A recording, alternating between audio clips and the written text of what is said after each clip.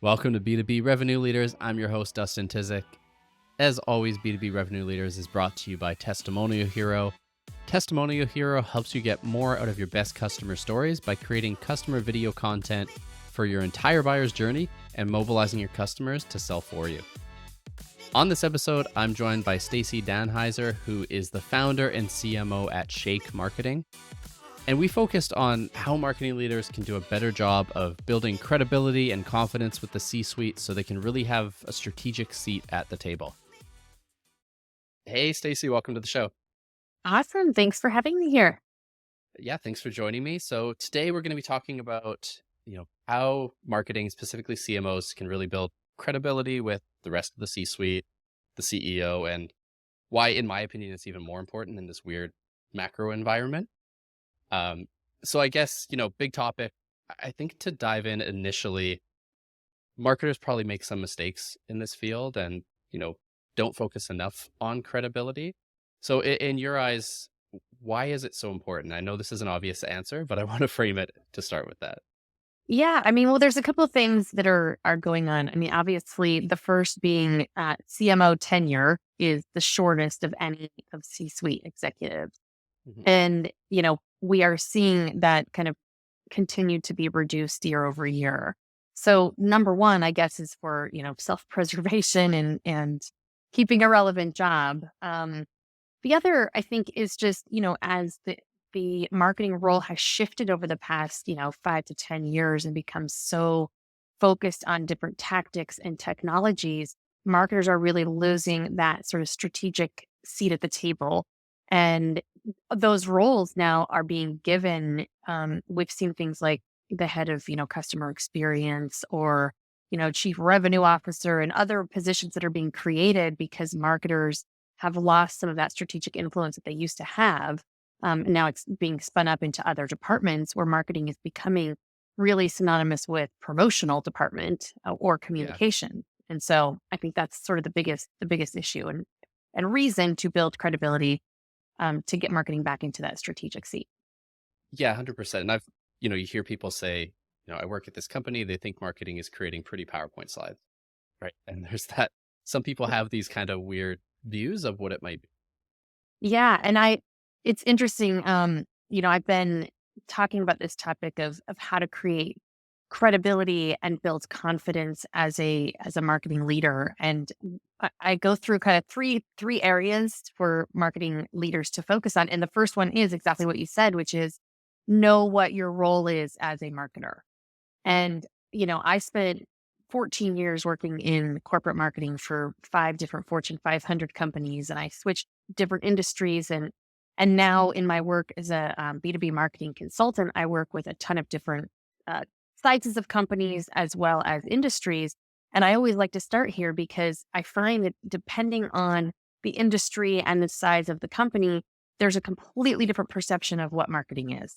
And, as an example, I worked in the telecom industry and their marketing was very much synonymous with event planning. So, what is the role of marketing? It's to plan event. And and with financial services, I worked in financial services and that was really synonymous with collateral, right? Because we have to produce, quarterly documents and send literature out to all of our clients on a quarterly basis. So marketing was viewed as the department that, produced collateral. So it really is a helpful place to start just because perception is reality. And so knowing what you're up against, I think is kind of always step one of why I like to recommend that. Yeah, no, I think that's good advice. And like you said, they kind of become siloed, and this is the thing you do. And if it's one tiny niche thing, you mentioned tenure, like it's easy to cut that thing out when in reality, marketing can and should be integrated, into every department and have the Mhm. full spectrum. What do you think maybe led people to this? Is it just, everyone kind of feels like they know marketing and can do a little bit of marketing, or yeah, well, why do you think we got here? Yeah, I think there was a stat that I like to use just to provide a little bit of context and perspective, which was based on, I think, Fortune 100 CEOs, but it goes across sort of all of the Fortune 500 and even, downstream, that most CEOs do not have a marketing background. You know, the percentage of CEOs that have studied any marketing or have a degree in marketing is really, really small. 13% in the Fortune 100. So that's kind of our starting point, right? Most CEOs come from either an engineering background, if that's the first degree, or the second one is finance. So they're coming at things completely different. And so that's kind of a starting point. Like, how did we get here? We're speaking completely different languages, right? One grew up in engineering and the other one is more maybe in a creative sort of marketing field. The other thing, which I kind of mentioned, is technology. When technology came on the scene, marketing jobs used to be really aligned to a business goal. So, for example, my first job out of school was acquisition marketing. It was not focused on a tactic. It was here, and I worked in consumer marketing to start. So it was, you're going to manage a multi-million dollar budget, and your entire goal is to acquire customers. So use TV commercials and email and radio and direct mail and the sales team and every tactic available to acquire customers. And then I moved into a retention marketing job for another organization, but those jobs, don't really exist now. Everything kind of the pendulum swung the other way to now you run SEO or you run the website or you run some other digital marketing tactic. And it became more about the tactic and understanding, the nuances of the technology versus why we're implementing the tactic in the first place, which is to achieve some type of business goal. So that I think I'm seeing, especially with larger companies like AWS, I just saw a couple jobs posted that are specific to customer marketing or retention marketing, where it's starting to put a little bit more emphasis back on the goal part of the role versus just a tactic. Yeah, and it's interesting you mentioned the pendulum because I agree. It swung to the tech automate the hell out of everything. You know, it is all tech and tactics. And I do think even the brand positioning, messaging, building demand is starting to come back along, obviously with customer marketing because retention's so important in this economy. Mhm. Yeah. So I'm curious how quickly that's going to swing back for sure. And you did mention, the first step is being aware. This is the box I was put in potentially. Um, Yeah. what comes after that? So you're aware. How do people start breaking down out of that box? Yeah. So yeah, step one kind of, I guess, is yes, become aware. And then, you know, marketing is about knowing and understanding that they have a real responsibility to set the vision of what they want their organization to do. And and this is something, I work with organizations and sometimes I'm asked to review job descriptions for positions that are being staffed in the marketing side. And I always kind of laugh a little bit because it reads like a, wish list to Santa of all of the different things that the marketer is expected to do. And some of it is just, hey, somebody went to Google, typed in, CMO or VP of marketing job, and they copied and pasted a bunch of stuff from a job description. That typically it's, the company wants some of those things to be done, but I think it's up to the leader in that role to then help prioritize and make sure that they really understand, where they are today, where they want to be, and that you're setting really the vision and the path for how you're going to get from here to there. So that's kind of what I would do with that information after that sort of step one is, okay, what are we up against? What does everybody perceive the role of marketing to be? And now let's take a real inventory and do an assessment of where we are so we can identify some gaps. And in fact, I created a scorecard called the Confident Marketer Playbook Scorecard that it really is aimed to help this because I just saw it as such a gap that marketing teams really don't know what their gaps are, and they're kind of being blindsided by the perceptions of other people in other departments.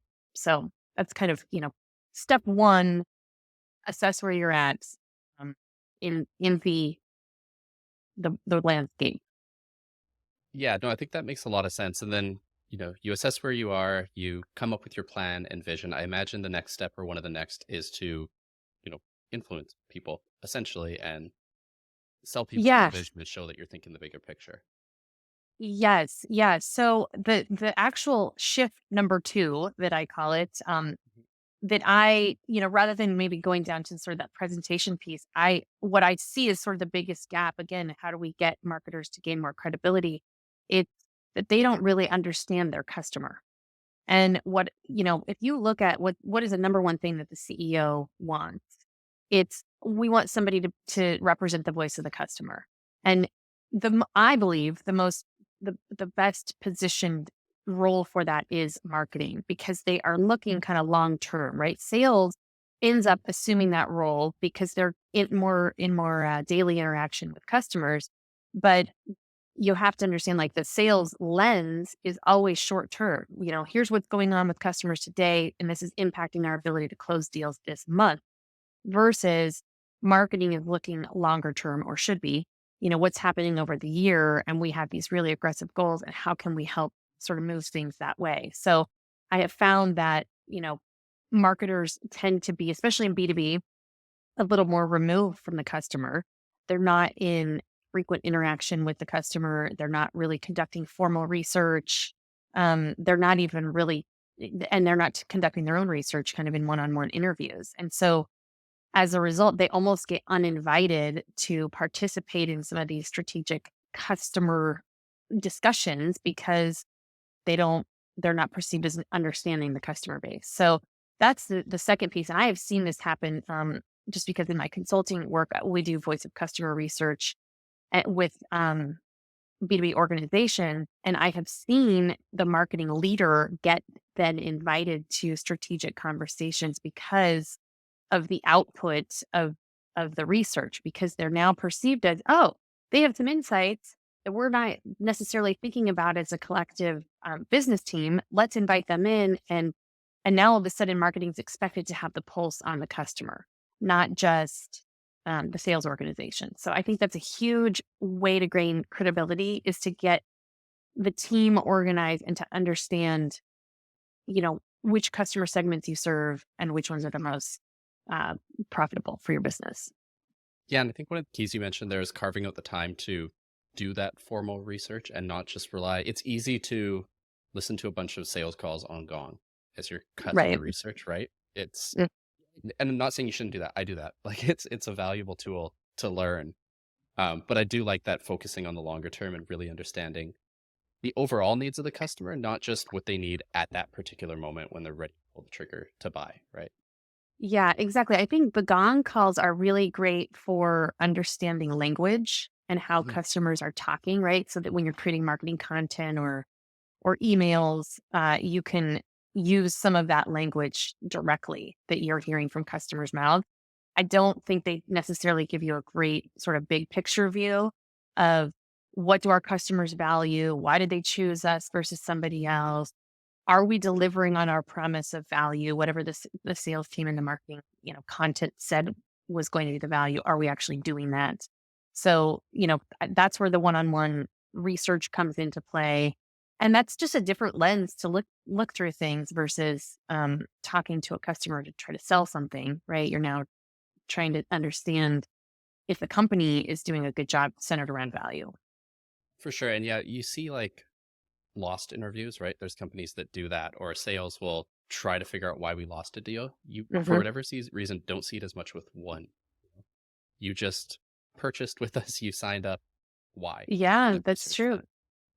Exactly. And there's some, I've seen some companies automate a few things there, like a little one question survey to just Mhm. get some immediate input.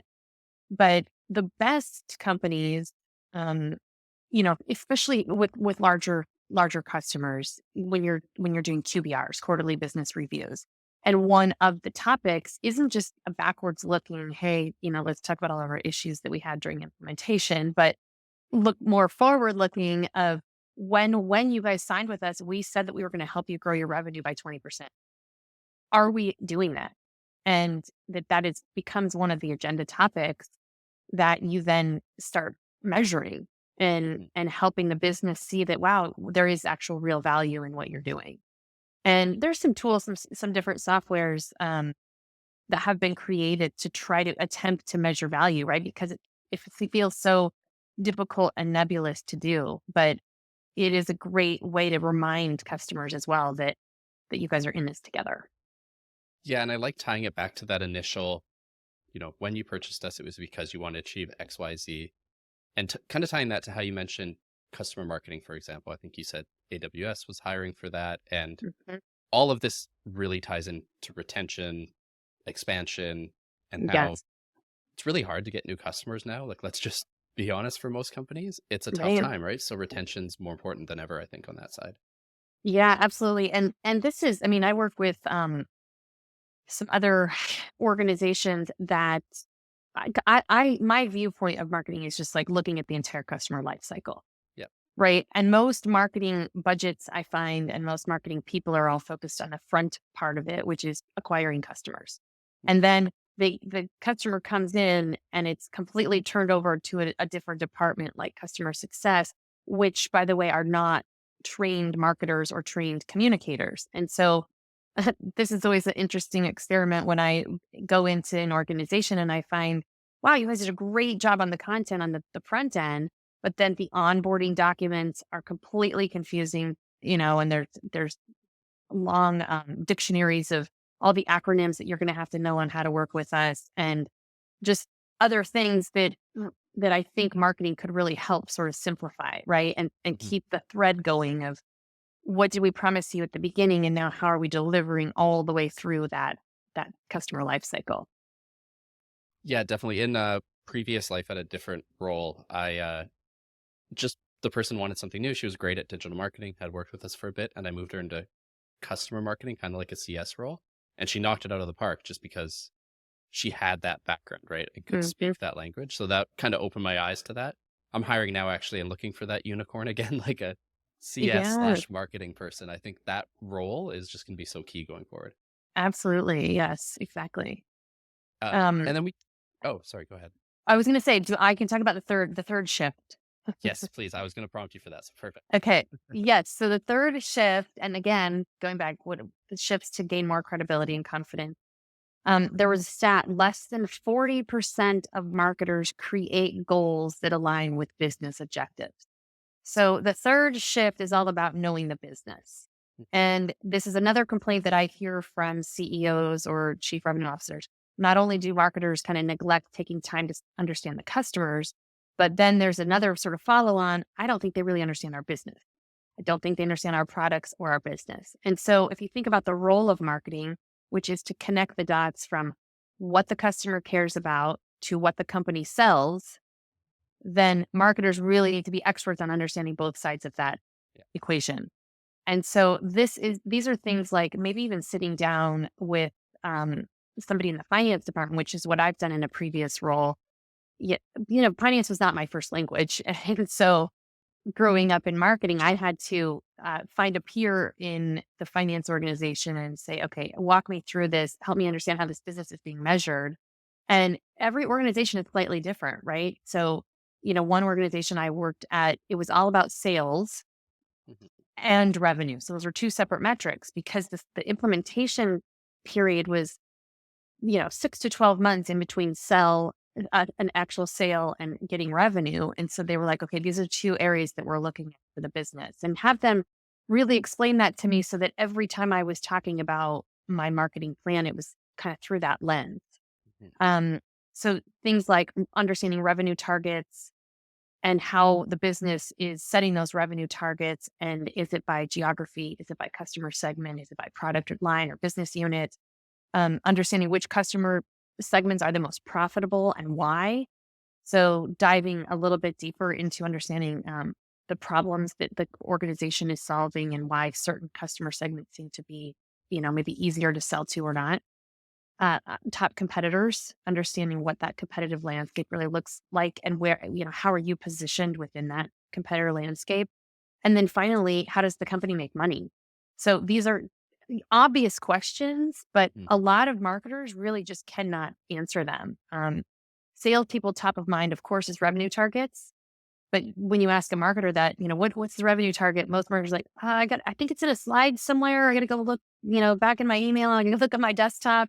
I don't really know. And Mhm. so it's just becoming a little bit more top of mind that this is what the CEO cares about. This is what the CFO cares about. This is what the head of sales cares about.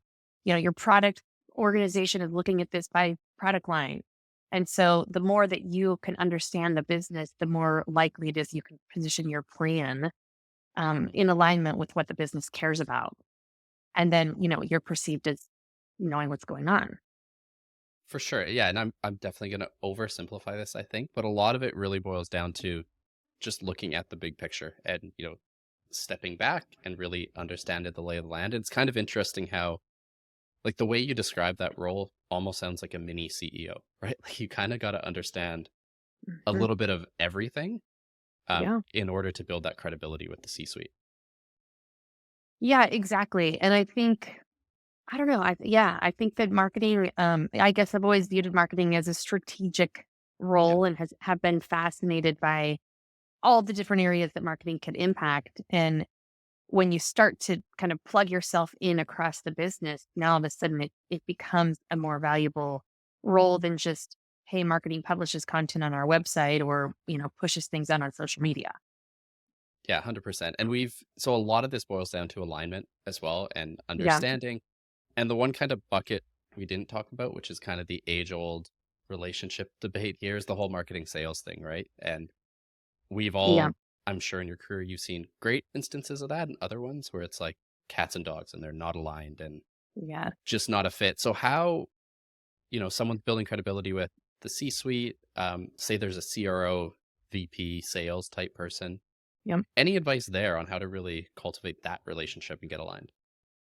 Yes. So, a couple things. One, so like I said, I grew up in consumer marketing. I worked Hmm. for like 3 or 4 different Fortune 500 companies on the consumer marketing side, and then I decided I'm going to switch and go over to B2B.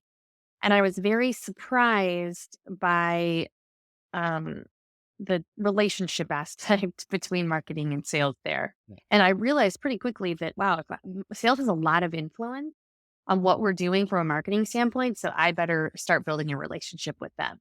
So the first thing I would recommend and I recommend this to CEOs and I recommend this to marketers is if your company has sales training, sales methodology training, that you get invited to that you absolutely go. Because marketing and sales speak a slightly different language. And when marketers understand that the sales process, you're gaining more credibility because now you're speaking the same language as a seller and referring to things like if they're, depending on the methodology that they're using, who's the decision maker or who is the key influencers in the account, right? Or just other nomenclature and terminology that the sales team is using. So that's kind of step one. If your team does not have a sales methodology training, then I would ask the head of sales what their favorite sales book is and to recommend a sales methodology. They're all very similar. I've gone through this training, I don't know, 4 or 5 different times and read many books on it. But I'm always the only marketer ever whenever I've attended this sales training. And it's always a surprise where the trainer and even the sales team is like, wait, you're marketing. Why are you here? And I have to remind everybody, you guys, we want the same thing. We are all Yeah. after customers. I'm just looking at it from a different lens and trying to help equip you and enable you. While you're having sort of that face to face, one on one conversations, I'm trying to do it at a mass scale. Hmm. And so, but every time the results have been phenomenal because now the sales team starts, they know that you understand what's going on.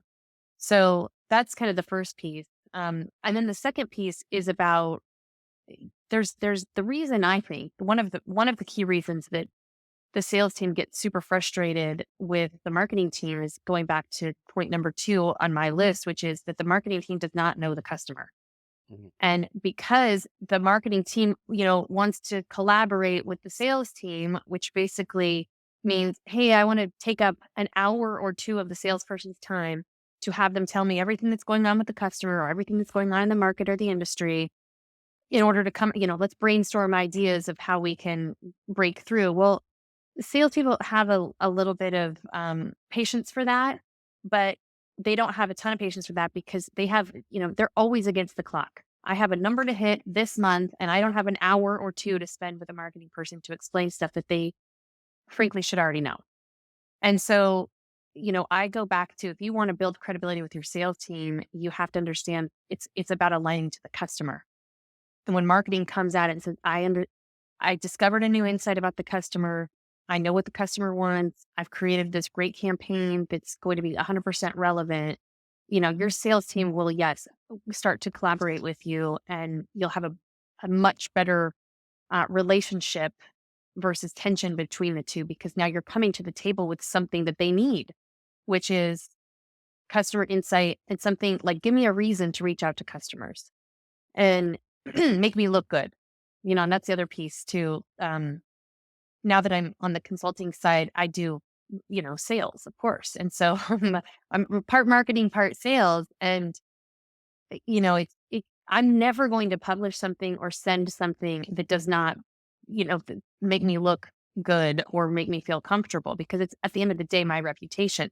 And the same thing is true for sellers, right? They're not going to just copy paste what the marketing team puts together if they don't really believe in it, or if they believe that it's kind of surface level knowledge. And so, you know, I think that's part of the challenge. Just having worked in very technical fields before, the marketing team is expected to produce sophisticated pieces of content and thought leadership, and that's what the sales team wants, because they want to. That's what they want to share with their customers, not a fluffy blog article that doesn't dive deep enough into the problem. Totally. Yeah. So And I think that info sharing back and forth will be more important now because sales cycles are getting longer because people are just mhm, hesitant to buy right now. And I think that's going to continue for a little bit. And there's so much, sales knows the objections they face day to day. They also know if they're emailing someone repeatedly for 4 months during the sales cycle, they're going to get ignored. So, marketing can mhm. come in, target ads to the account on those objections, get them on the websites. Like there's so many small tactical plays where those two teams should align and it works so well. Yes, yeah, exactly. Yeah, and I think the other piece too is, I have always been. There's different, depending on the different customer segments. Like, one of the audiences that I work with is, they're trying to sell into Fortune 500 accounts, Mhm. where it is a very orchestrated need, and you have different levels within the organization that you're trying to reach. And so somebody needs to help orchestrate all of that, right? Yeah, And the salespeople are usually not the greatest at that. I love the salespeople, but that's not really what they want to do either. So it's yeah, for somebody sure. kind of coming in and saying, "Hey, I want to help. Let's go after. We're going after Coca-Cola. Great. Let's come up with a plan to go after Coca-Cola. And what are the things we know? And what research have we done? And what are their needs? And what content might we have, or can we tweak that might fit and be relevant in kind of each of these different decision makers that we're trying to reach within Coca-Cola." And now all of a sudden you have this highly collaborative kind of approach to helping the sales team with those, get a win. For sure. And I might be overly optimistic here, but I do feel the pendulum swinging that way a little bit too. Like you're seeing more revenue team, sales, marketing working closer together. That seems to be more Yeah. common, which is nice because having them in silos and having them bicker over who's driving what, and it's just not good for anyone. Yeah, it's true. And I think, I mean, the other piece, I think, especially in large organizations, when you have a huge sales team, um, you know, it's being really guarding and having a process for what you say Yeah. yes to. And otherwise the expectation is that marketing is just saying yes to every order that the sales team places. But when you're a team of 2 or 5 or 10 to hundreds of salespeople, you just can't say yes to everything. And so you need a real process to evaluate, is this a good idea? What should we be doing? Do we already have something that's going to satisfy one of these needs? Because sales team, might not know. They might not know everything that you guys are doing. And part of it is just kind of directing resources. Yeah, absolutely. I made that mistake earlier in my career. And at one point, just got to the point where I needed to put in an order for them. Like, put in your request. We got 3 people on this team. We'll work through Mhm. it. So I think there's lots of great advice there, both for this current environment we're going in and keeping alignment. And I know you share a lot of this stuff on LinkedIn and other topics. So if people do want to connect, where should they reach out? Yes. So, I mean, yes, I would love to connect on LinkedIn. It's just my name, Stacey Danheiser. And then I also created a free tool that I mentioned, the Confident Marketer Scorecard, which is just a way for you to understand, what gaps might you have in your current marketing approach and or marketing skill sets on the team. And so it's just a good practice, really, of self-assessment, reflection. That's kind of step one. And then I do team assessments to help identify, areas of focus and prioritization to help move the needle of well, we want our team needs to be perceived differently internally. What should we do? And so there's a bunch of advice that I offer in there. Awesome. So for our listeners, if you're dealing with any of those issues, I will include all those links in the description. So you can hop down there and take a look. And Stacey, thank you so much for joining me. Awesome. Thanks for having me. Thanks again for listening to this episode of B2B Revenue Leaders. My big takeaway here, it was actually a stat that Stacey pulled out that only 13% of CEOs in the Fortune 100 have a background in marketing. To me, that explains the disconnect a little bit and why marketing and CEOs often don't speak the same language. And the other point as well was that shift, I think probably with MarTech and the rise of it, from strategies to tactics for marketers. Those 2 points together, to me at least, really drive home why marketing often loses its spot at the table, but at the same time also illustrates what steps they can take to fix it and get that spot back. Again, thanks for listening. You can click subscribe at wherever you listen to your podcasts. And as always, we'll be back with a new episode on Tuesday.